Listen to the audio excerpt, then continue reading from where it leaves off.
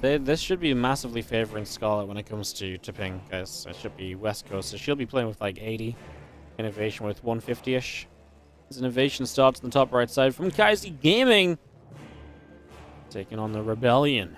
In the bottom left, the Rebellion begins with Scarlett, our red Zerg player. As we get into these two maps, get a little look to see what's going to be happening. I love that. I want to imagine that Scarlett's camera is too dark for them to actually apply the lighting effect to, so they can't actually put a team logo and stuff behind her. As well, INnoVation just disappeared. We have lost INnoVation, guys. I repeat, we have lost INnoVation. Okay. Quick, delete the cameras. Nobody noticed INnoVation just disappeared.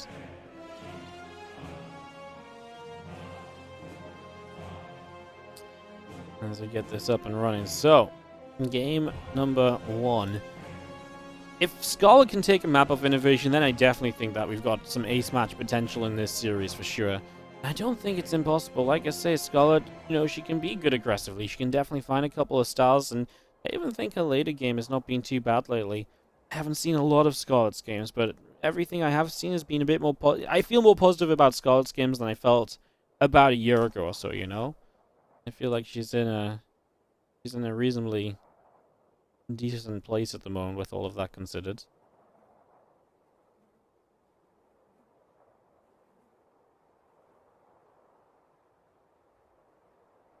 Get set up, and this Overlord just starting to head on up to the top right-hand side. That's Reaper coming through. Yeah, a little bit set up as well. You see the hatchery about to finish up on the natural expansion, so everything very regular to begin with here, right? It's a Reaper opening, so no skipping that Reaper. Scott's not done anything pool first related or anything along those lines, right? It has been pretty much as standard as it gets here for these early few moments of the game. As the Reaper of INnoVation makes its way out down to the bottom side of the map. So having a little bit of a look in here. I see a couple lings coming through, chasing that Reaper back just slightly. Pick off one Zergling. The lings may be thinking about coming back into this. Bit of back and forth as the Queen pops out, and that is just going to help to push that Reaper back in. I'm very quickly just going to double check the qualities HT, guys.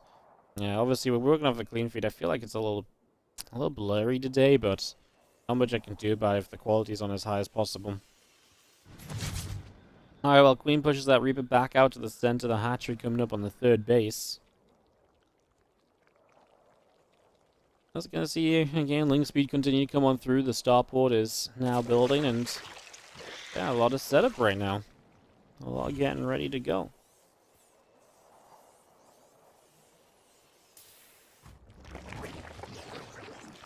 The Crypt unit's going to pop out. Reaper's still moving around on the left side, and Ninja's out the front as well. A couple of Hellions continue to build. Attack lab coming down the barracks, and the starport is going to be finished up in a few moments' time as well. It's getting that all completed. This Reaper of INnoVation goes around the left-hand side, and we'll be looking for a chance to jump up into this main base, it would imagine. So here you go. Reaper hops up into the main. We go. INnoVation with the 3cc is just going to end up going for a Banshee. That gives you a bit of safety. Also some harassment options as well. Scott's really not doing anything to test INnoVation, though. She's just going to end up going into Lings. Not being too aggressive. He's going to get the Reaper kill as it comes right around the back. First Hellion showing up, and that's going to be Scott in a bit of trouble here. Losing a couple drones already. Blocks her own Spore Crawler with the Lings as well, so he's going to lose out on that attempt to save some worker damage from being done. Now, this is 3 drones, but 3 drones, and you do kill the Hellions off. So, in terms of minerals, it's a little bit better off for Scarlett. And she lost a Ling or 2 as well. Obviously, losing drones sucks, but losing Hellions also takes away your map control. It takes away some further potential, makes it more open to later run-bys. I mean, INnoVation is now building Hellions number 7 and 8 of the game. There's quite a lot of Hellions, actually. Right? Going up to 8 Hellions in total. That does delay the extra racks by that extra 200 minerals, so there are some side effects to what INnoVation's done here. Maybe he was going to go 8 Hellions anyway, but now he won't have the power of 8 Hellions all at once as well, right? So, yeah, you lose a few drones, that's not brilliant, but there's other aspects to that too. It's not just drone kills and you've got to be worried about Scarlett right now.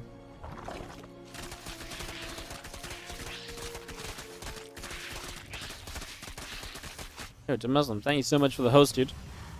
Appreciate it. Yo, sorry I didn't get back to you on Discord yet. I've been caught up with stuff the last couple of days. Message you back over the weekend. Appreciate it, dude. Thank you for the host. Welcome, everyone. It's Scarlett INnoVation right now. First map of our second best of 7 today.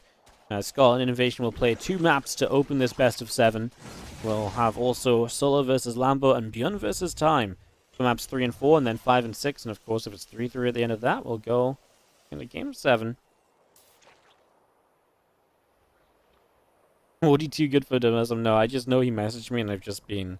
I read it when I was like just waking up for the day, and then I went out and I kind of forgot about it until I just saw his name again because I've not caught up on Discord the last couple of days, so...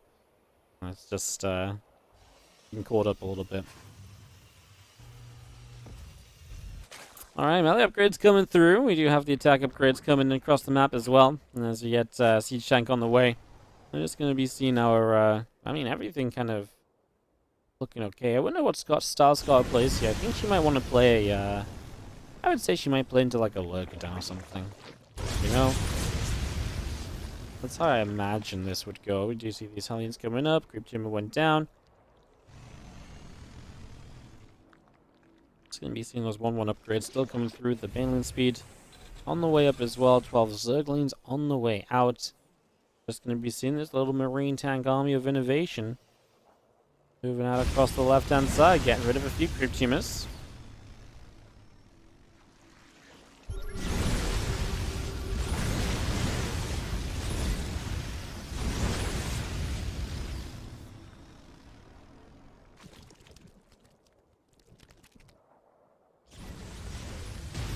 Bane, Queen. Continue to push on forward. You're just going to see these Hellions coming through and just going to be seeing what's going on.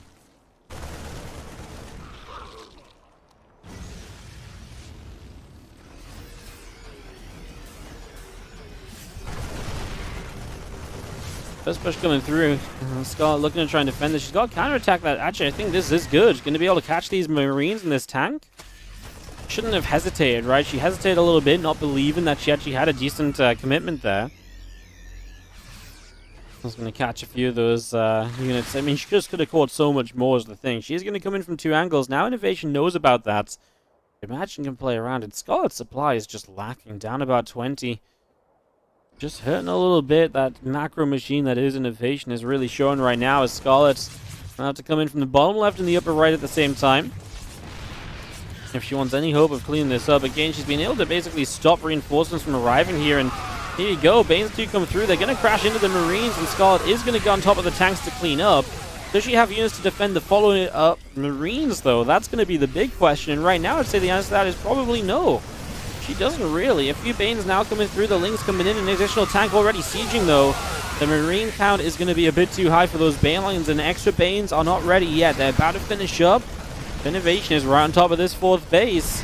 Scarlett might just have to give up this position, right, and just let it go and let it come back later. Lings continue to run on through. A couple of extra Banes continue forward into this. Marines continue to take some additional damage. Couple of drones going down. We're just going to see the rest of our Marines continue to chase on forward, and just going to see our Lings and our drones continue to be picked away at. I mean, INnoVation just going to find the 3rd hatchery instead. That also works, right? As at this point, Scarlett's struggling to find the time to morph in Banelings. That'll be GG, and Kaizi Gaming's INnoVation was just a little bit too much of a macro machine here for game 1 of this series.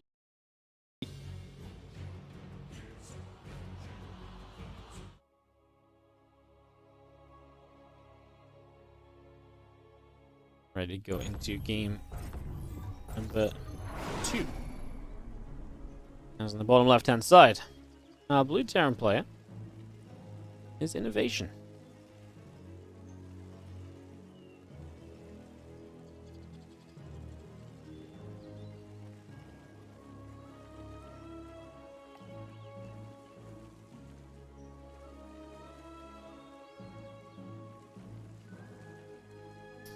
Todd is in the top right-hand side. Let's see what she can do about this time around. As we get this set up and ready to begin.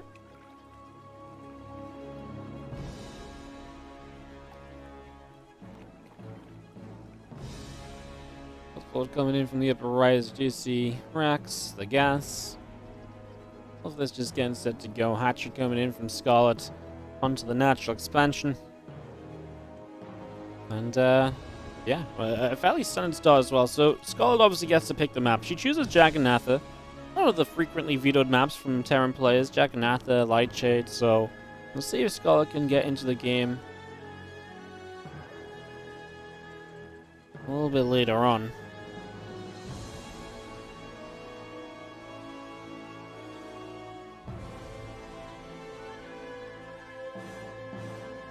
As this Overlord makes its way out down to the bottom left-hand side.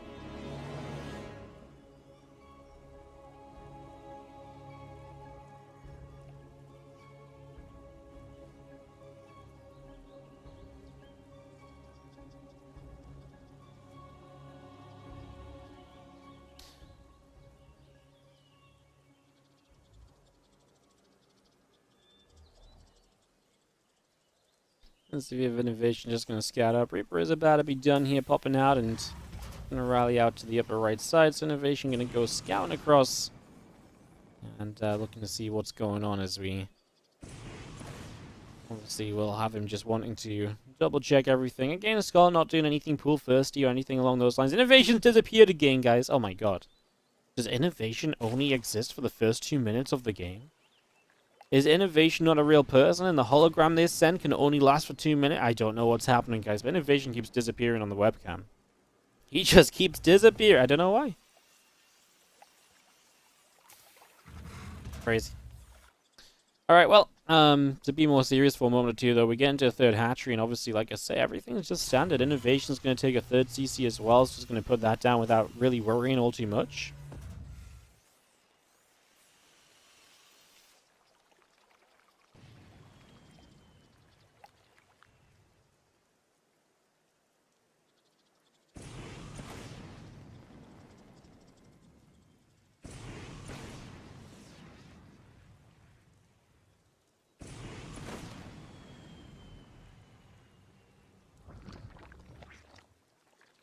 We're going to come back up to the upper right-hand side, just going to go scouting around again, just trying to pick up information. INnoVation very risky with this Reaper, right? Just really kind of keeping it on the map for a very long time.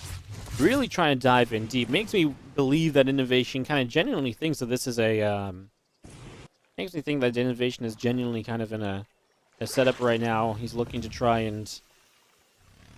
well, looking to try and essentially... make sure he's not going to die to something aggressive, I suppose, is the setup.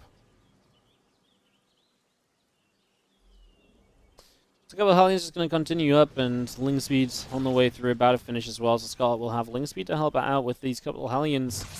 Again, ideally, you don't want to lose a couple drones this time around. I don't think the couple drones on their own were, you know, the end of that game. But it's the sort of thing that seems to just help INnoVation throw Scarlett off a little bit. Be nice to see if Scarlett can just get into a comfortable enough position to play out a longer game, right? I mean, that's what we were kind of missing in that game number 1. She was never able to really solidify her setup or anything along those lines, so that'd be nice to see. As we do have the Marine just going to push this Overlord back. Here come the Hellions on the left-hand side looking for the third base. Just going to pop a grenade down. Nest coming in from Scarlett, and we are going to be seeing the stim pack setting up from INnoVation as well with a couple of additional Hellions. Still building too, so he's putting up to a fairly decent count. I mean, remember, this is 3CC. This time I don't believe he's built a Banshee. He's just built a Viking that's going to go Overlord hunting.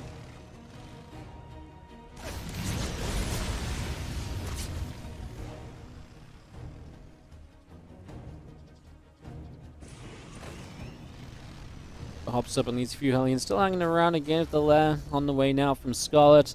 Also going to be seeing her Baneliner still coming through. So we're just going to be seeing, I mean, very typical setup.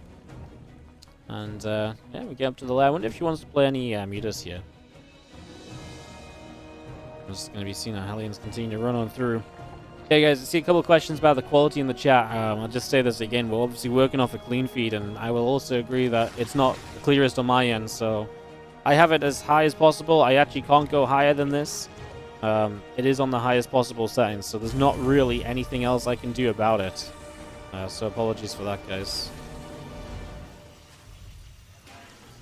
Samuel's just gonna get mining over here. Ling being queen sets up in the upper right side.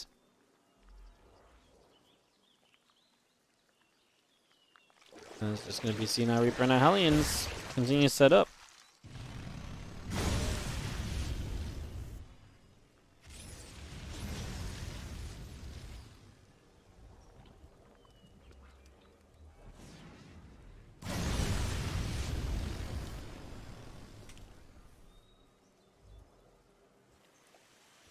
Again, with 1-1 in combat shield still coming through, that's definitely going to be INnoVation's biggest advantage, having that 1-1. I do feel like Scarlett's build is not really kind of super committed to anything, right? Like, it's a faster lair, but it's not a super quick lair. It's not going to be super quick tech off of that lair. And her upgrades aren't really super quick either, right? So it's a little bit funky here, to be honest. And you know, usually if you go for this lair fairly early like this, or lair first, you do kind of get the Spire. But like I said, then she's got the upgrade. She's just kind of stacking a lot of money. I wonder if she, I mean, blubbering, but maybe she just wants to play a pure Ling Bane. If she wants to play pure Ling Bane, that's fine and all, but she's going to need the macro hatcheries quite seriously soon, because otherwise she's just not going to have the lava to spend the money. You can already see she's just got 1,000 minerals, 600 gas in the bank. And she's like, I reckon it is just she's playing a lava-intensive style, and that's having an effect, as INnoVation will not be able to do much with the drop, so we'll just settle for some group spread, which is not a bad thing, cleaning out a lot of active tumors, and that'll make the game much easier for him to approach. Just gonna see how Medevac's gonna load up those Marines, are gonna fall back a little bit. Now Drilling Claws 2-2 upgrades all on the way in here from INnoVation, so you'd imagine that INnoVation, as he goes to a 4th base, will still try and hit something of a 2-base timing somewhere along the way. As these 4 Widow Mines going to make their way out along the left-hand side. Marines pressing forward, a couple of Widow Mines coming through with this as well.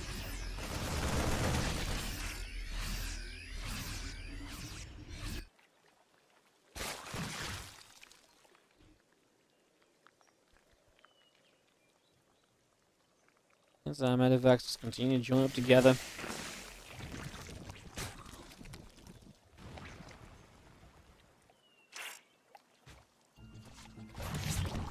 Seeing this Medevac going to fly through. Widow Mines don't have Drilling Claws yet, but still going to be a little annoying here, and that's going to be a little last-minute split from Scarlett to try and minimize damage. 5 drones going down elsewhere, and now it's 5 more in this natural expansion as the Widow Mines continue to come through and continue to look good.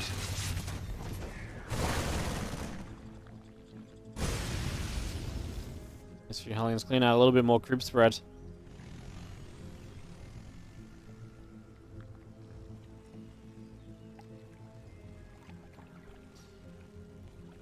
Scarlett has reasonable creep still. I mean, obviously INnoVation's cleaned up a good amount of it. The dangerous part is this right side. It's the creep's cleared all the way up to that ramp. Oh my god, that Widow Mine reaches from the low ground, hits big on the high ground. And these Banes get caught running by as well. Oh, awful moment for Scarlett. Now then, this is the position I was most worried about. INnoVation right now is going to go clean and creep on the left, but he just took 36 kills on that Widow Mine. Oh my god. That was, well, that kind of changes the pacing of the game a lot. Scarlett's now going to go into mutas. I will not lie, I'm still not really 100% behind the exact build of Scarlett here. Like I say, I felt like it was pure Ling Bane for a lot, then she's like, okay, now I'm going to go mutas, and I don't know, maybe I'm just missing something, but it feels as though it's, you know, the upgrades weren't quick, the mutas weren't quick, so she was just kind of stuck in the in-between a lot, and well, now she's trying to build mutas, and she's kind of in a position where she obviously wants to try and, well, somehow play Ling Bane muta off this, but Ling Bane muta with a receding creep line and, you know, Terran already on your doorstep. This is the problem. How the muta's ever going to get a chance to be aggressive when, well, when they die, I suppose, but when your Terran's already up on top of you, they're kind of not going to be, you know, finding a chance to get aggressive, right? It just doesn't happen. More Lings are going to stream into this fight, but I'm not convinced that this one's going to work too well either. INnoVation will lift up back out of there, but the Widow Mines did some serious damage, and I think this, quite simply, at the end of the day, is just a pretty convincing series from INnoVation. is going to put Kaizi Gaming off to a 2-0 start against the Shopify Rebellion. These marine death sounds are a little loud, aren't they? Sorry, guys. I feel like I've got to scream to be heard over the amount of marines dying.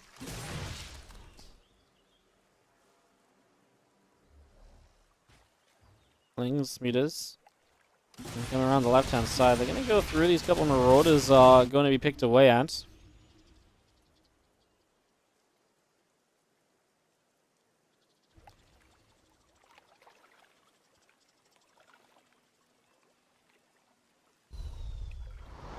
Plans are dropping down bottom right-hand side. A few mules is going to come in as well.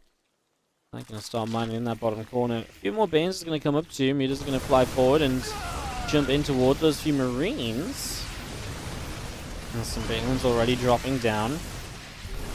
Let's start pushing up towards this ramp as the Banes continue to roll on through.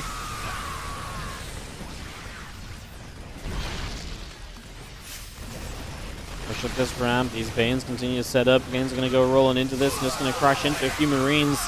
Problem is, there's just not enough Banes, and the ones that are up have to roll into marauders, which isn't pretty either. And INnoVation just continues to push this position. He's got a huge amount of reinforcements on the way as well, so if Scarlett doesn't clean this up properly, then she's only going to find more and more trouble. As INnoVation finds more and more stuff to work with as well. Still has this Thor here, which would honestly probably make a step up to the high ground once again.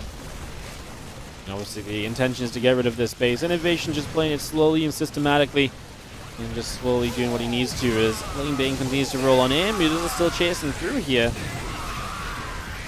2-0 is obviously a great start for the Kaizi Gaming because now they definitely have some favorite plays. You know, I think, you know, we go into solo Lambo, Kaizi Gaming, definitely feel good about that. 0 game sense in his He didn't have 0 game sense, he had like a middling game sense. Solo Lambo for our next 2 maps here. As we kick this off, and we'll start on the bottom right-hand side. The Shopify Rebellion, who they desperately need a map here. I mean, obviously, if they don't win a map here, they are eliminated from this match. Lambo on the bottom right must win at least one to keep the hopes alive, with ByuN taking on Time after. Stola will obviously look to pick up the 2-0, and just to close this out early for Kaizi Gaming.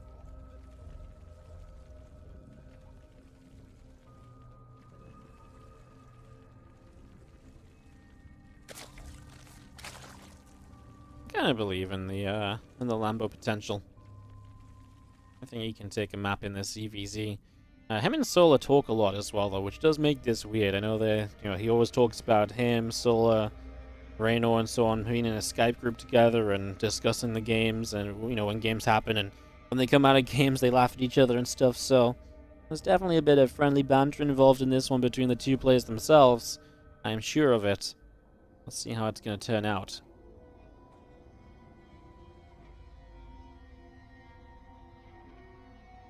Yeah, Sola has the better hexagon, guys, but sometimes hexagons don't mean everything, you know?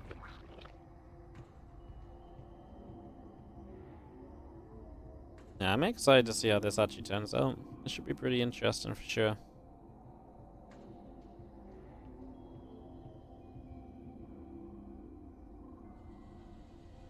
As we get this underway.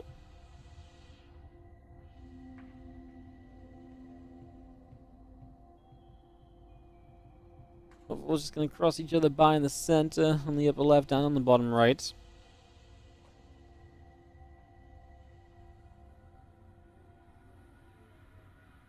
Have the hexagons been wrong once this tournament?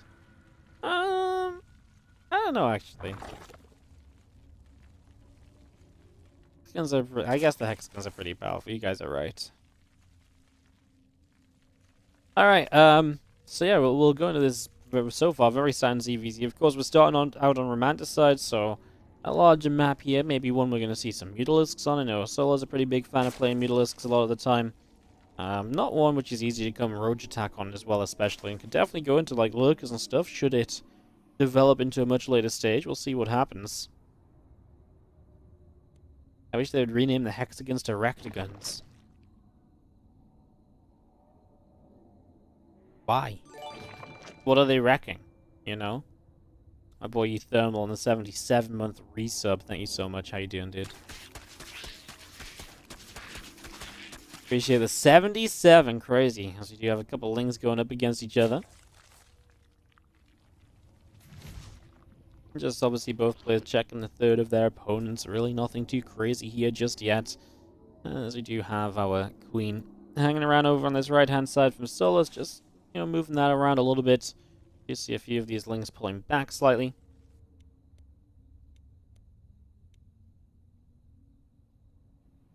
And yeah, Baneling Nest is going to be finishing up from both players in just a few moments as well. So again, there's Baneling Nest finished up shortly. It will allow you to obviously go into the Banelings very soon. And it just opens up a world of defense and a world of offense as well. But neither of these players want to attack. They're both droning. And this is pretty much one of the most standard setups you'll see in ZVZ. Now we'll start to see if they diverge as they get up to, Evolution Chambers and Lair Tech. This is where we really get the chance to see, are you going into a... what are you actually going into here? Like, what exactly is the setup for this? So that's what we're kind of moving towards, as a single Zergling gets hit down in the bottom left-hand side.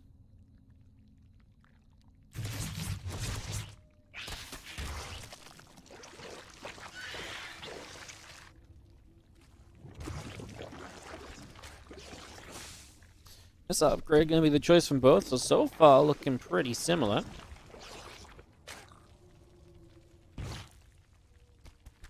So far looking very similar. Just going to be seeing that lair building up in the main base, getting that ready to roll.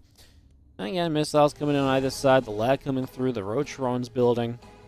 Just going to continue to see how it go with this solo Lambo setup.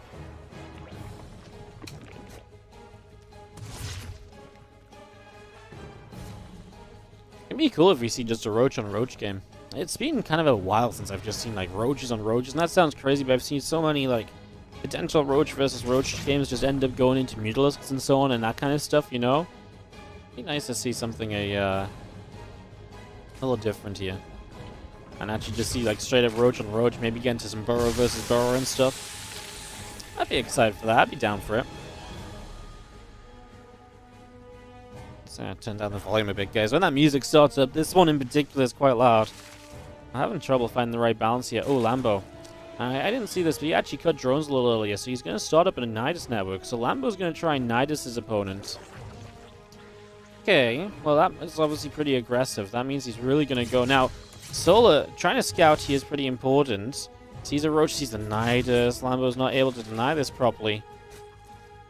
Sola should just be on full-on Roach setup now. He's going to send an Overseer in as well, so the scouting is very good for him to see what's happening. Now, I was going to say, Sola, you can already see when it's straight up towards 70 drones, so he's built a lot more workers. Will he be able to actually defend against this? He starts up his spawn. He's on pure Roach production right now, so he's on the right track with this. And let's see if Lambo can somehow make a difference here and really push on through and make a change. You can see Sola's already positioned in the main as well, though. This is the thing with the scout, he's just able to really know everything that's happening before it happens, so you're able to prepare for this ahead of time. As Lambo moves up this ramp, he's about to have his Roach speed, so life becomes a bit easier for him moving around and positioning. He's got a Bantle in the back here that will want to try and find a way through. Does get a little bit of splash damage done in Lambo. Obviously has pretty quick reinforcements into this as well, not really too much slower than what Sola's going to have. As Lambo jumps on this chance, he needs to stay out of range of that Spine Crawler though for sure. There's no way you take on a Spine Crawler in this fight and it goes well for you. You've got to stay out of range of that, but otherwise Lambo's doing okay here. He's going to start killing a couple drones. The problem is over time, Sola still has more drones, so you've got to do a lot more damage than what he's done so far. This Spine tries to take another step forward. Lambo's going to come in with some reinforcements. He's got the biggest army supply gap between the two of them that he's had so far. As he moves in on top, about 20 army supply difference. Roach is still going down, and Lambo is making this work. The Spine Crawler's next target. It will go down, and that opens up this third base for continued attack as Lambo streams through 24, 28 army supply between the two players right now as Sola. He's even investing into +2 missiles, and that's a mistake. He needs to cancel that and build more Roaches, but it's too late. That +2 missiles building might have made the difference there as Lambo's Nidus scouted at the last moment, but doesn't matter. It's still good enough, and the Shopify Rebellion are on the scoreboard. And we've got a series on our hands. It's not 1-1 between Sola and Lambo, unless I just completely forgot the map. Should be 1-0. Do you guys think they just had Sola set as 1-0 and now it's like 1-1? I believe what's actually happened here is they probably just got different graphics based on the potential results. They've just put the wrong one up. So it's 1-0 Lambo. There they go. They fixed it, guys. It's 2-1 in the series. The Shopify Rebellion get it started. That's what they need. With a map on the board here, they keep the series alive at least until ByuN versus... You're expecting WardiTV in his underwear? Yeah. No, I was just so hyped about CVC, I had to stand up, a little bit of excitement now, dance around a little bit. The energy was just too high.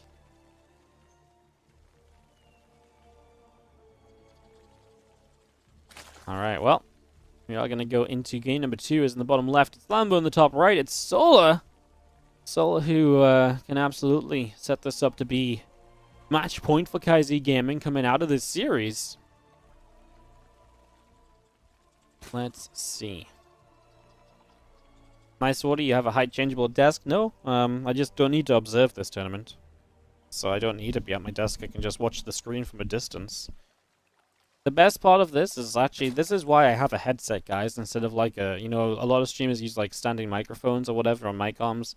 This is why I just have a headset, so I can actually stand up and walk around and still cast. I'm not even looking at the screen right now. I'm looking behind me, and you guys can still hear me perfectly, you know? Of course, I can't see what's happening in the game, but, you know. Does it matter? You guys had no idea until I told you. I don't actually turn around a lot. I was just memeing a bit. Just felt powerful for a moment, then I realized I'm not actually that powerful, so feels bad, man. Feels bad, man. This is Solo going gas pool, then the hatchery. So this obviously sets him up for some potential aggression further down the line. This is also going to be the setup, of course, here where you're just going to be that little safer in case Lambo try to go for that early pool or so. But Lambo, again, just so far being able to take the map. Get this ready to go. All this time I've been casting blind. Well, yeah, the thing is that's why it's so impressive. I'm seeing what's on the screen, and everyone's like, "Well, Wardy, we can see that," but I can't. So I'm out here saying it, and I can't even see it. Ugh, unbelievable. And people give me no credit for it as well.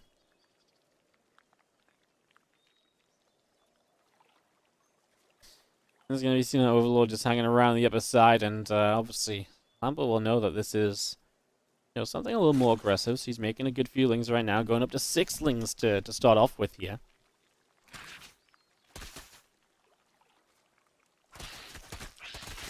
There's a few lings showing up. Starting to move on through. I'm just seeing Lambo able to turn those feelings around. So no issues just yet for Lambo. He's going to start a Bane Nest pretty early as well. Solar is still just making lings. The Bane Nest is a perfect call. He makes it in the main base as well, so Solar can't see it on the way up, and it's not vulnerable on the low ground. And in fact, there's Lambo just trying to be aggressive himself with the Evo Chamber, maybe trying to fake something out. No matter what, this favors Lambo. He's one drone up. He's got a Bane Nest versus no Bane Nest. I mean, that's the biggest deal of all. He's actually going to make a double Evo Chamber. I think he's just fully preparing for what Solar is doing. I think he totally knows what's up. Maybe those were meant to be a couple of Banes that were meant to go by on the other side, but now he's going to see the units coming. He's going to have Banes ready very soon, and you know what he might do here is, if Solar comes in, tries to break the front, he might just let the front go down and be like, oh no, you got in! Baneling! Surprise! I don't imagine he actually lets this Evo Chamber finish, because like I say, he's about to have the Banes, right? So, let these lings in. Oh, that's a shame though. The Queen's actually getting surrounded, probably isn't meant to happen. So you lose one Queen, and now the Banes show up, and that should be Solar just pushed away. Lambo can still be aggressive here. I mean, Solar is droning like a little crazy person at the moment, but momentarily Lambo's going to be across the map with Banelings as well. Now it's Solar's turn to get defensive. So yeah, I don't see why Lambo would stop moving. The only threat is the Ling counterattack, but if you can keep on top of that and maybe keep a couple units at home to make sure this doesn't become an issue. And he's got one Bane, he's got a few Lings. Yeah, you see the wall off on the other side. Of course, if Lambo doesn't do anything here, then this is a problem, as he's just going to make even more Banes. He's really going to go for this. Solar is doing nothing but drone, and Lambo's hard committing to this commitment of looking to bust on through here. He's just going to go for this cancel. Another additional wall coming up behind us. The Banes will not go. Lambo trying to figure out what to do for the best. Still sending the Lings forward. He is going to break through the first stage of this wall. I think you're going to have to Baneling bust through the secondary stage of this wall, right? There's no way this is going to work out if you don't. He is going to get in. Like I say, he took a risk here, and by committing through to the attack, Solar has been doing nothing but droning, so it's actually working out. Lambo gets in, finds 0 defense. Pain's going to continue through. Those drones are in some trouble. 14 workers down already, and Lambo doing serious damage. Now, this actually only ties up the worker count as Lambo starts to drone himself, has a few more workers on the way, a few more lings on the way before he droned. And he will still have the ling count here to put a bit more damage out. With the extra lings showing up, I mean, he's just got an army supply lead. Remember, he can still morph banelings. But obviously getting in is going to be the issue because there's going to be another wall off there from Solar. You can see that Lambo does just have the numbers to push through. That Rotron starts up. And it's going to be a little tough, but what Lambo can do is take a third hatchery where Solar cannot. Lambo's going to start the carapace upgrade, taking advantage here, and you can see the difference between the two of them right now. As Lambo is forcing a lot of, defensive structures literally just here to try and wall off, right? I mean, that's money being spent as Lambo spends it on drones, and Lambo is taking a pretty serious lead here in game number 2 against Solar. This is massive. This is really good from Lambo because this was a complete read against Solar. It's very easy to be like, oh, Lambo, he's just going to be being aggressive. But you know what? This was Solar trying to be all in against Lambo. And Lambo turned it into a counter all in and sort of saying, well, you know what? This build is just going to A, shut you down, and B, give me the counterattack potential. Solar should respect the all in as well, but Solar was the one all inning. You know? That's the thing. That's what's brilliant about Lambo's game here. Is that Solar was the one that all in, and Lambo set up and responded and counterattacked with it. Solar invited this in. Lambo doesn't do this, I don't think, if Solar doesn't all in initially.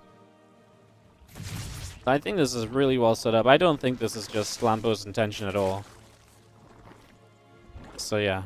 I mean, you just see the lings setting up, and these couple of queens at the front, obviously just going to hold this off. We do see the roaches obviously setting up on both sides. Lambo will have the carapace initially to help the lings out. And it's just going to be seeing Lambo's advantage. With the third hatch finishing up is obviously pretty sizable. There's obviously a point here where you hit 2-base saturation.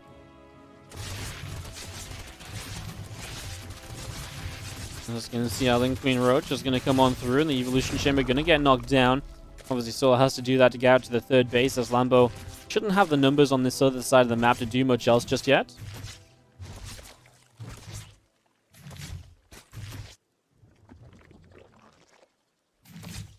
Queen on the right side just going to pick away that Overlord to gain additional roaches coming up here. Those roaches coming through. The +1 missile upgrade is on the way on both sides.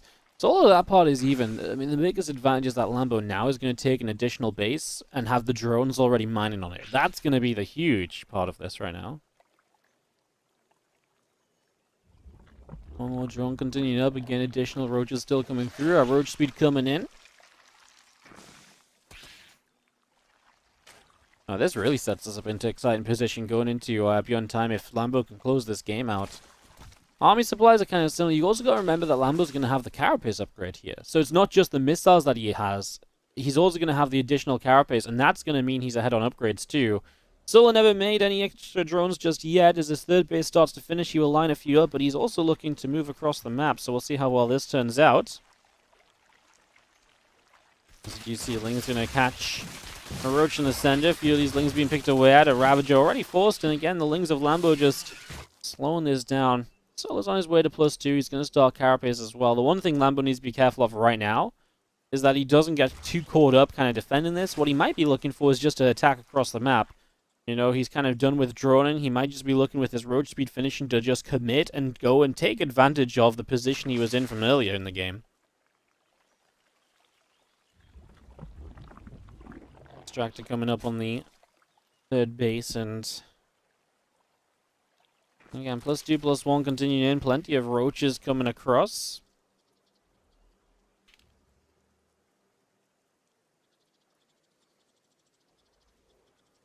Roaches coming through the top side, like I say. It's Lambo with a lot of stuff. I mean, had that advantage that we talked about all game long. Here we go. Right now, Solar's on his way to +2 and +1. That's not in play just yet, so that's money that's not in roaches. And Lambo just has an overwhelming army supplies. He pushes in. The Shopify Rebellion are going to come through fighting here. As they are going to look to push on through this. I mean, there is just not enough units, right? There is just not enough units at all. And this is going to be the push through to make this work out. Shopify Rebellion, of course, who already won a series last week against Team Exxon, are now going to be in position to perhaps win this one as well. Lambo A little thumbs up at the end. And it's 2-2 between the Shopify Rebellion and Kaizi Gaming.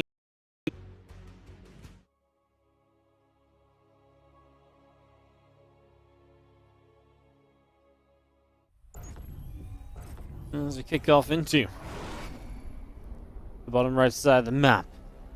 Submarine starts with ByuN, our red Terran, bottom right hand side, taking on in the upper left hand corner. It is going to be, of course, his opponent, the blue Terran player here, will be Time.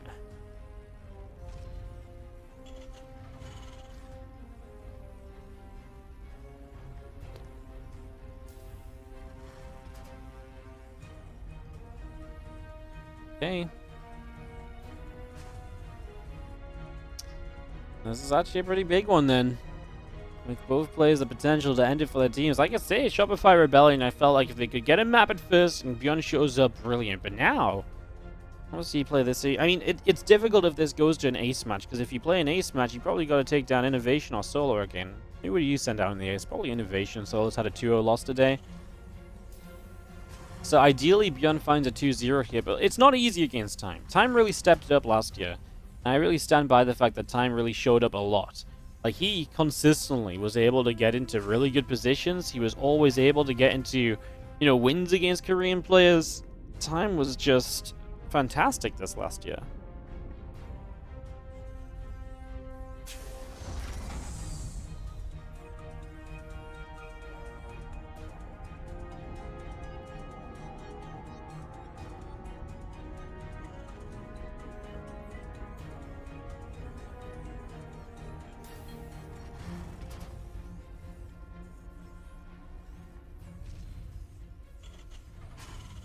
As we get set up, we're going to see Reaper on either side of the map. Factory coming in from both sides. I'm just going to see this depot finishing in the corner.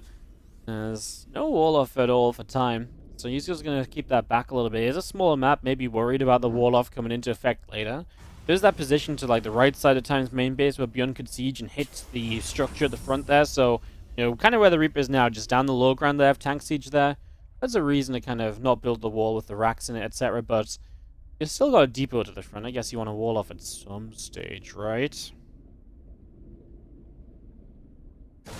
And move over. A couple of Reapers going against each other here, and I actually don't know who's got the advantage on this. Bit of back and forth, and ByuN is going to get the kill.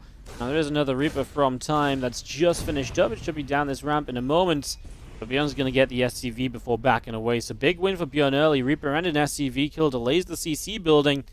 That's just going to give him a slight advantage, and now he's going to have a Reaper lead going across the map again. Of course, defender's advantage, so Time should be able to get a Hellion out here, and that should aid him in this defense. He's going to dive in. He's just going to go for the Reaper. And now he's going to turn this onto the Hellion. Hellion gets pushed back, and he's actually going to be able to keep himself fighting here. His own Hellion about to show up, and he's going to put the Hellion on the Hellion right now in ByuN's micro. Well, he may have been downgraded from a level 10 micro, but he's still level 9, and it's showing right now. This Riddle Mine will not do anything. Oh, no. Is this just over? It is just over. ByuN is going to put the Shopify Rebellion on match point. Time, you can see, he's disappointed. He knows that this has just fallen apart so quickly. First Reaper going down creates issues, and ByuN, what I loved about it was he knew his Hellion was on the way, so he knew, okay, I'm going to take damage on the Reapers, but my Hellion will get here to fight the other Hellion. If I can get rid of his Reaper, nicely done. You know, that's the gamble you kind of take there. It's a little risky, but ByuN knew exactly how to capitalize once it got started. As we are going to go into game number 2. It was just one of those games of TVT that can fall away from you so easily. As in the bottom left-hand side, we've got ourselves our red Terran player, ByuN, who can maybe close us out for the Shopify Rebellion. Top right, our blue Terran player is Time. Is it normal for pro games to go this fast? Well, that last map was very quick. We've had some faster games today, to be fair. Just the way that the games have gone. I mean, last week on day 1 of the action, we had like a 30-minute map, TVT on Submarine. That was a 3-minute map on Submarine. So it happens. I'm actually looking at some results here. So the last 2 times Time and ByuN have played, Time beat ByuN 2-0. And then Time lost a series to ByuN 1-2. That's the last 2 times they played in 2020, in December and November. Just because I see a lot of chat in the chat, people asking how good is Time? Does he even have a chance against ByuN? Yes, absolutely he has a chance versus ByuN. He is very, very good. And, you know, on map score, he's ahead of, well, they're now equal. With this map won from ByuN, they're now equal on map score since ByuN returned from the military. So, yeah, I would say that you could definitely say that, you know, Time has a good opportunity to maybe take a map.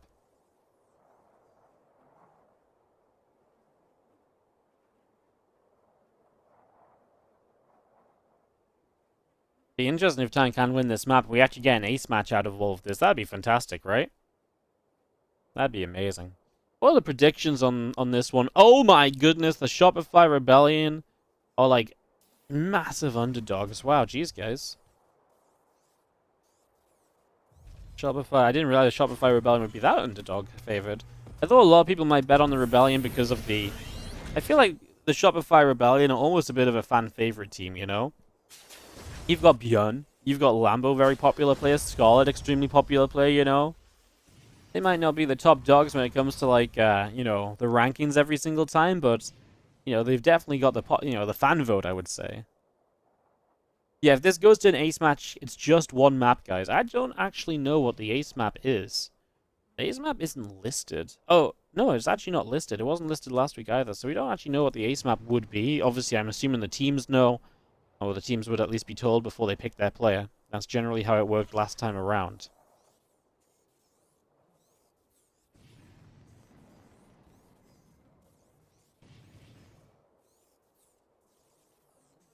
That's the thing. Popularity does not equal skill. Well, that's obviously, yes. What I'm saying is I'm just surprised that more people didn't bet on Shopify Rebellion, because I expected the Shopify Rebellion to have more people being like, hell yeah, let's go my team, you know? In fairness, it was 40-40 in terms of people who voted. It was just people put more money on Kaizi. I guess that's the thing. Anyways. We go into the game number 6 here. And as we do see a pretty slow game this time. I mean, this time, last game, the game was ending. This time around, obviously, it's a little different. ByuN has a nice fast reactor down on this for barracks, so he's going to be pumping Marines already. Tech Lab on the starport and the factory. It's going to be... Ooh. Sorry, Time has a nice quick reactor. I'm the wrong way around. And ByuN is going to go straight into that Cloak Banshee. So, Cloak and Banshee on the way up right now. Cyclone coming in from Time. And he's looking as though he's just going to go straight to a Raven. So definitely sets him up well against the Banshee. But of course, the Raven can only be in so many places at once. And once you get up to 2 Banshees, that Raven is going to have to be in one place. And then there's 2 potential locations Banshees can hit. And they can either hit together, they can hit separately. There's a lot of micro potential on Banshees, is what I'm trying to say, when they've got that cloak, etc. And we've got Marine and Tank to back this up. Oftentimes, if you play this Banshee setup, you can Marine Tank push with it as well, because then you've got the Banshee's additional damage output. Okay, you don't have the Raven count, but it's something you can work around because of the Banshee damage and the high ground vision and stuff like this as well. So you're just going to be seeing this one Banshee of ByuN making its way up to the top side.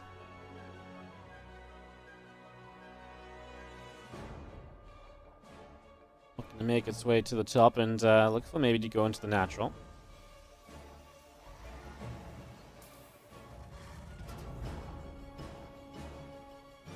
Cyclone and a few Marines is joined up together. We do see the cloak finishing, so Banshee will be able to go in. He's just going to start fighting Marines. Remember, there's a Cyclone up as well. There's the Raven. ByuN is not afraid. Cyclone gets the lock on, though, and that's ByuN making a step too far, getting a bit too aggressive. Cyclone is going to get the kill there. Now, ByuN has a second Banshee moving around the right side. I imagine he's going to try for the main base with this one is... You see the Raven? Might be able to go across the map, right? Because you've got a second, you know, Raven already building. So Raven actually might intercept this Banshee at this rate. They are heading in the exact same place, and wow, perfect. Nice play from Time. Comes in, Raven and the Cyclone are going to intercept the Banshee, and that's going to be 2 Banshees killed for very little gain here. ByuN, not the start he's looking for. This Widow Mine. Wow, it's not far enough forward. You can see ByuN kind of has that face as well. He knows that Widow Mine needed to just be a little further forward to guarantee a kill on the Cyclone there. Would have been a free kill, but... nicely played by Time. Well handled. Time is going to take the early game advantage. So very well defended so far. This Cloak Banshee play was not worthwhile at all. for ByuN. So it's an investment that does not pay off. And now ByuN's going to be playing from a little bit behind. His work account is okay. His third CC timing, completely even with times as well. It's just what's actually on the map as it stands, right? You know, time is being, you know, building nothing but these units that are ready to fight. He's killed units of ByuN, and ByuN killed a couple of Marines and not much else, so... That's a good little position initially from ByuN with these tanks, and he's trying to slow Time's attack down a little bit. Obviously, when there's no stim, etc., you can do a lot with a low siege tank count, and that's exactly what ByuN is doing so far. Buying time, slowing this down. He is taking some damage. The auto turret, first one drops into the main base. 3 workers already down. That's going to keep on increasing. 5, 6 now. I mean, this number just keeps on rising. In a fight in the middle of the map, auto turret goes down for ByuN as he tries to fight this, but he's going to get auto turreted in return. He has a lot of damage on his opponent's tanks, but I don't know if he's actually got enough here overall, and time is looking really good. As we pull out the left-hand side, ByuN losing 10 SCVs, is down by 8 workers now. Now 5 as a couple finish up, but another auto turret is there, gets 1 more kill. This is also lost mining time, all of these SCVs pulling away from the auto turrets multiple times over. And time is going to start taking a pretty significant lead if this continues on. Of course, you see the Ravens of ByuN at least coming up. ByuN's still trying to be very aggressive with these tanks. He's still trying to find positions. And that's the beauty of watching ByuN play, right? Even when he's not really meant to be on the map, he still is on the map. Problem is, that's maybe not a good thing for much longer, because stim is about to be done. ByuN's stim only just started. That's one of the ways in which he is trailing heavily in this game. The stim timing is massively behind. He loses a Raven here as well, and time also sees this army moving into position. This is the problem. The thing is, stim doesn't matter so much right now. Let's see what these auto turrets do. 1 auto turret, Vikings are going to land. I'm not convinced about the push in from time here, actually. Drops 1 more auto turret now. He is going to clean it up. It was a little messy to start with. It felt a little disjointed, but ByuN just lost everything, and this game has slipped away from him. And I feel like we might be able to start talking about an ace match between the Shopify Rebellion and Kaizi Gaming. And like I say, ByuN's not really meant to be on the map, but he's just out here trying to find damage because he knows he's behind. Unfortunately, it's just going to end up putting him even further behind, and you know, now you, obviously in hindsight, it's like, well, why didn't you just defend? And maybe defensively he could have brought this game back. He didn't think it was possible. He felt as though, you know, being aggressive was maybe the better option. As an auto turret or 2 will go down and buy a little bit of time, but an auto turret comes down in return, and there's no stopping this time army from getting set up toward this 3rd base. Apart from time himself, he sieges a little bit too soon. Now he's going to get in, sieged up towards the base. I mean, ByuN just has no way to take on 5 siege tanks. Stim isn't done. It will be soonish. He's going to pull SCVs. He's going to go with slow Marines and Marauders. And this, my friends, will just be a massacre. As Vikings are landed, cleaning up everything. He's going to try and drop on top of the tanks. Tanks will just unsiege, and Vikings going to lift back up to fight against those medevacs. Again, ByuN is not going to be able to turn this one around. We're going to 3-3. We are going to the ace. I'm excited. First ace match of the World Team League season. We've not had one yet. Very excited to see what this turns out to be and how this goes.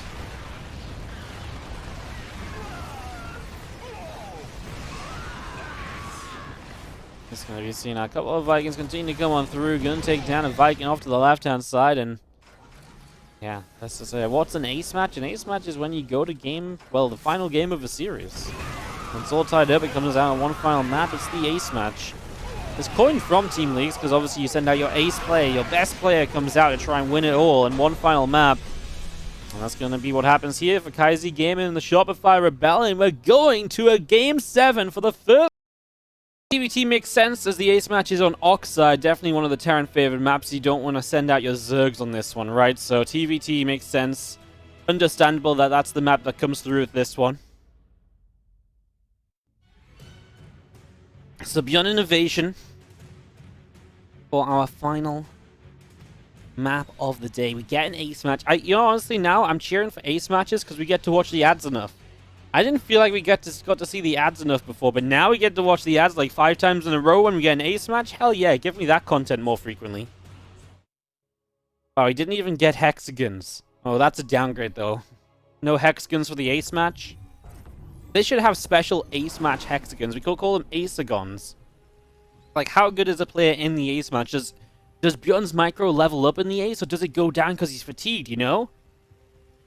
ByuN, bottom left side. As I read Darren play, it's 3-3 for the first time in the World Team League summer season of 2021. INnoVation in the top right, our blue Terran.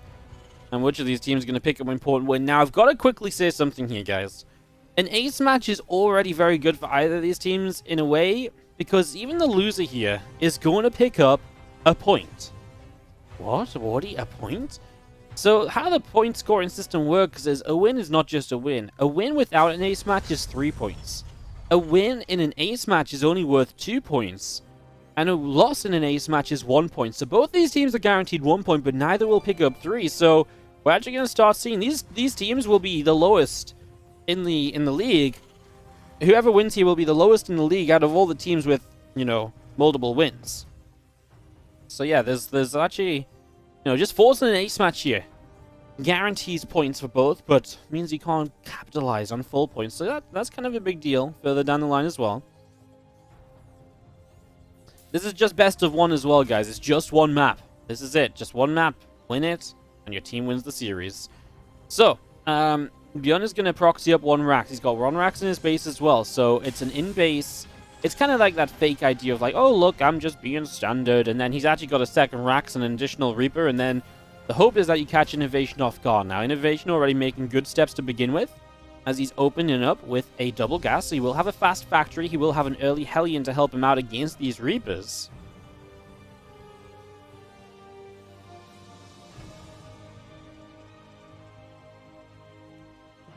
Reaper just continues up to the top side. The other Reaper's going to be moving up the left, and again, both of them going to join up together in a few moments' time. Factory is going to be coming up as well for INnoVation.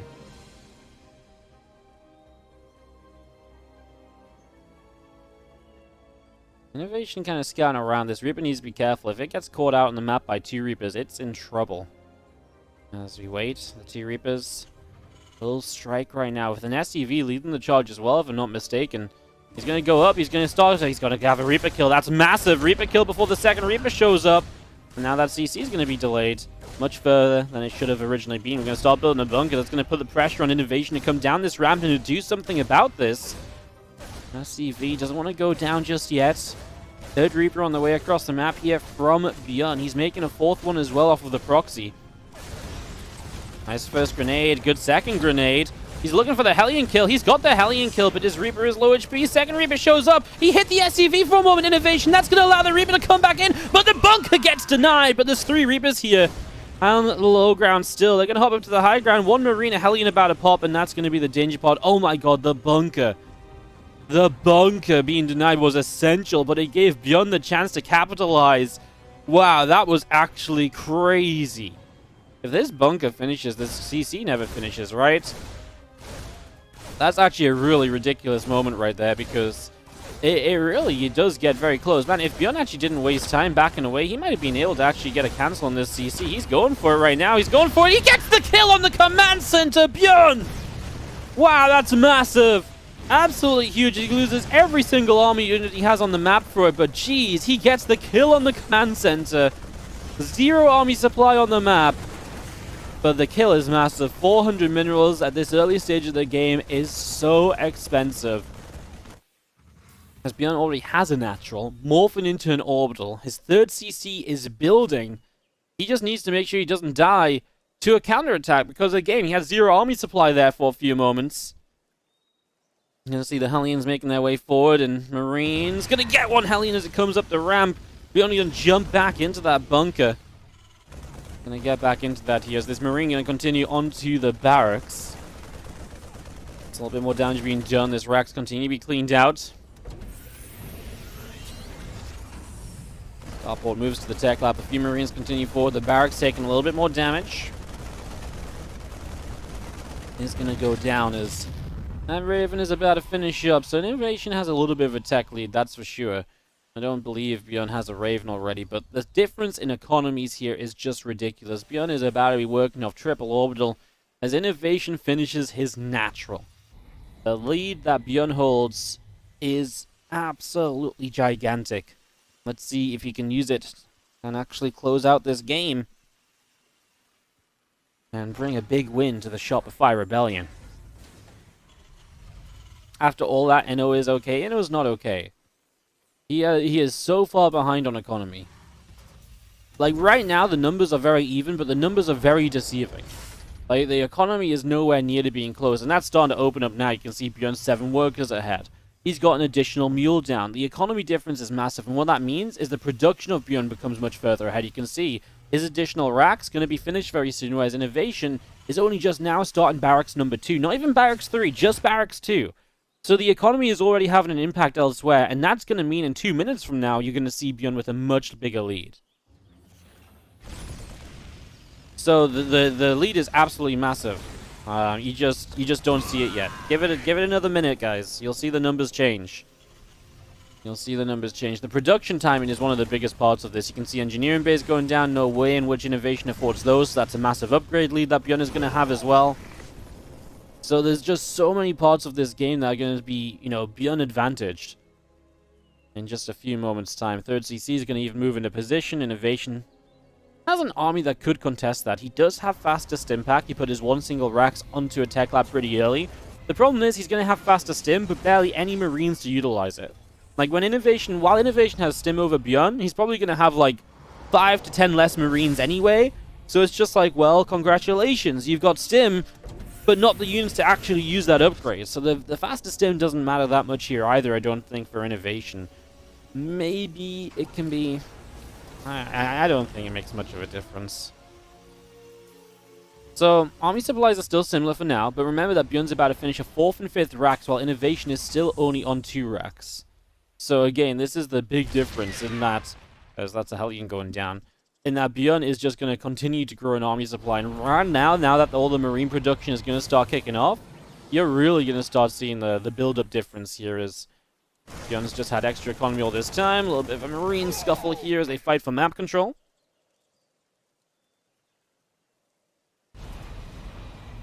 This is going to be seeing, I mean, the upgrades as well, right? 1-1 already halfway done. Obviously, his stim pack finishes for INno. He starts combat shields. He'll have the combat shield advantage as well. He does have Viking Raven in the sky. Does ByuN have much? I know he has Ravens. I'm not sure if he made a couple of Vikings or not. These guys are continuing to fight over this map control. Just continuing to fight over this position here to see exactly what's coming through that area. But you know what ByuN says? He says, well, what if I just fight up to the top side instead? What if I come around this side? As INnoVation will see that move, and he's going to move into position to kind of defend on the left also, but now ByuN can go to the right side, and INnoVation's struggling to keep up. You can see that scan to try and see where ByuN is. So INnoVation's spending money that he kind of needs to play catch-up on trying to figure out where ByuN is. 35 Marines to the 8 Marine count at the moment. That's the difference in that earlier production.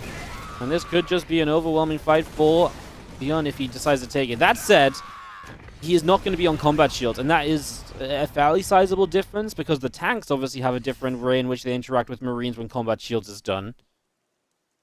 So that can also impact this, as we're just going to be seeing the Vikings, the Raven, continuing up right now. Ooh, do you see a Raven snipe? That's big. Anytime you can take something away from ByuN is going to be pretty sizable. Maybe ByuN can't take advantage of the 1-1 due to the lack of combat shields, but he's already on his way to 2-2, so you'll have that advantage to play with a little bit further down the line as well. INnoVation knows what he needs to do, right? He realizes he's behind. He realizes he's got to play a more defensive game. It's exactly what he's going for. He takes air control, realizing that if he can, you know, with the air control, he can, you know, help to defend. But ByuN is playing around that too. He's saying, well, if you're playing a more defensive game, I'm going to expand like crazy. Expanding in location, no fear. Yeah, absolutely, because what are you going to do to stop me? And ByuN's keeping a lot of the attention up to the top side right now. We've got an army around the right that could absolutely make a play as well. Looks like it's going to join up with the rest of this here. INnoVation starts 2-2, so again, about what, like a 40-second disadvantage on upgrades? Again, if INnoVation tries to move forward, though, it's just going to become a disaster, so he has to sit back, and again, in the process of sitting back, it just gives ByuN full map control and full opportunity.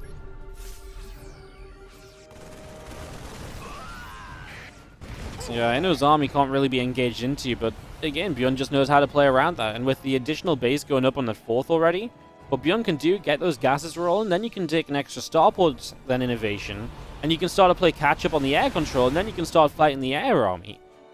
And that's where INnoVation is going to fall into trouble as well. So again, it feels like a weird game, right? I've been talking about this ByuN advantage all game long. INnoVation's doing the right things to minimize ByuN's advantage, to minimize ByuN being able to end the game off of this lead. But ByuN is also reacting well to that. Like I say, there's a lot of things happening without much directly happening, like right on the screen in terms of the action right now. Is INnoVation is finally going to get off 163 supply. Going to drop over in towards the natural expansion right now. A single tank there is probably going to get Matrix as INnoVation is... Oh, sorry, ByuN is going to give up a couple of his units. I mean, this was... Okay, this was kind of a weird drop from ByuN. I don't understand why his Marines didn't run more so to the top side. He's looking to overwhelm on the bottom here, and he's only got a couple tanks to fight through, and he will probably have some success. I can't believe those tanks didn't go down. If he target fired them a bit more quickly, he would have been okay. ByuN loses out in a lot, as this was a scrappy fight. I think the natural was... If he moved up on the natural and wasn't in range of the tank, he would have just cleaned out the natural. I don't think that INnoVation could afford it with the upgrade disadvantage. And then on this right side, the problem was that he just didn't get through those tanks fast enough. And he actually lifted up in a point where I think if he just target fires down the two tanks, he probably wins out on this third base as well. What he has done is he's gotten rid of the fourth command center that was built on this right side. So INnoVation still can't take a fourth base. So you're still not able to... Oh, sorry, the fourth base is right there. Sorry, I see it now. It's floating right above the third CC. I apologize. I couldn't see it on the mini-map anymore, and I just didn't quite see it above the CC. So the fourth base is right there. So it's still, you know, you can still take it, but you obviously can't actually expand with it still, because ByuN has all of this map control as he takes his own 5th CC in the bottom right, 2 more CCs back at home. So again, ByuN just continue to contain INnoVation and just needs to be a little careful with the fights, because that last fight, again, a little sloppy. It was definitely not the prettiest of fights. But it kind of works out to be okay still, just because of the position ByuN's in. That's going to be messy as he drops into the main base. A lot of Vikings here. Well, not a lot actually gets into the main, and all the medevacs go down. It's almost feeling as though ByuN's feeling desperate to get damage done with this lead. Or he's trying a bit too hard. I get it. It's frustrating when it feels like you've got the lead, and it feels like you should be able to do things, but you can't. But again, INnoVation's playing a good defensive game, so you can't just go throwing away units, because that's exactly what INnoVation wants you to do. That's how INnoVation plans to get back into this. I'm very surprised that ByuN has not gone for like an extra starport yet. I feel like he could have absolutely gone up to like a additional starport and really cranked out like the Viking production more recently. I'm kind of shocked that that's not been a thing, because I feel like that was typically meant to be one of the goals here. As INnoVation's going to find ByuN dropping into location to try and deny this 4th base. I'm not sure what's on the top side or where the tanks are from INno. Not close enough. 4th takes some damage, will not go down. ByuN obviously can fall back to his own siege tank fire here. There are the Liberators, though, to push back this position. ByuN's reinforced on the right, still has some hold up to the top. So has some presence up there. Oh, that tank is in range of a Lib. It's going to go down. Yeah, the one criticism I really have of ByuN is I'm just a bit worried that he doesn't have the additional starports, because I really feel like that's just the game ender, right? If you take away, the only reason INnoVation is continuing to hold on at the moment is because these Liberators are able to be very good at pushing back locations. If ByuN gives that up, then... Okay, there's the extra starports coming down. Like I said, I feel like that was my one criticism here. As both are maxed out, ByuN is still on a 5th base as INnoVation takes 4th, but this is the sort of fight that ByuN does not want to have happen. Well, he's just caught being kind of half of his army out over here, and his tanks are on siege, and now INnoVation's going to try and jump on this. ByuN does get 3-3 just before INnoVation does, so this might be something he can work with, but he's still anti-armor missiles, so it's going to hurt. ByuN is dropping a lot of supply, and INnoVation taking a fantastic fight and finding ByuN making a mistake. And this is why ByuN's style is a little bit risky. This is why it's dangerous, because at the end of the day here, you didn't need to be on the map with all of this. If you just had your starports sooner, if you'd just been setting up into the later game, you don't need to have half your army here and half your army there. You don't need to put yourself in this weird, difficult to handle position. At the end, ByuN is still up ahead on supply. 3-3 finally finishes up for INnoVation. As ByuN going to take some free shots on Marines on the top side. I think he wants to collapse in on this army. That's going to be more difficult to do if he's losing out on Marines, because INnoVation is going to collapse in on him first, so he's going to remove the top side of this attack. And now he's going to be able to reinforce through to his other units here. And again, ByuN is just moving into bad positions, guys. He is making some horrible army movements. INnoVation has played a much cleaner game. He has played a much cleaner game. If he didn't fall so far behind early, this might have been a very dominating affair. As it stands, INnoVation is holding out. ByuN just keeps running into tank fire. I'd love to see the resources losses on the screen right now. 16k to 13,500. So Yeah, ByuN's traded much worse. He still is 5 base against the 4, though. Now taking a 6th base left side. Remember that ByuN built like 3 CCs at once at some point of this? It definitely helped as ByuN kind of commits to this fight. He had more Marines, but he doesn't have the medevacs. He's in tank fire. It's another fight he doesn't need to take, but he's forced into. And ByuN's now building up these Ravens. Again, I mean, look at the income graph. Imagine if he just had the air control back sooner, because he was doing well enough shutting down the air control. If he just started some starports a little earlier, he could have taken down the Viking lead. And so much of what INnoVation's able to do here is taken away. The reason INnoVation's getting a lot of these shots off is because he has vision all the time, because the Vikings are permanently giving him the vision to use the full tank range. Another Liberator shows up here, and you know what's going to happen. This is going to be INnoVation's attempt to push down this ramp for sure. He's not going to see just tanks right away. ByuN don't attack into that. There's so many tanks. They scan each other up.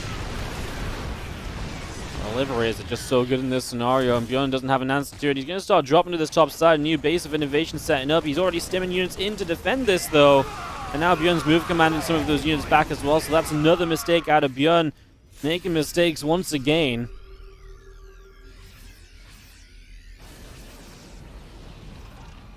And ByuN made this game so difficult on himself, and now INnoVation's going to crush through the left side. The problem is INnoVation's now getting into a position to get on top of ByuN's bases, and because ByuN's army is ByuN's army was never really meant to fight INnoVation's if it gets set up, and if INnoVation gets set up on this side, that's exactly what's going to happen. ByuN, I can't believe it. He's just getting outplayed heavily as well. Like, it's not just like a slight out. Like, he's getting completely destroyed in this last 7 minutes of this game, I'd say.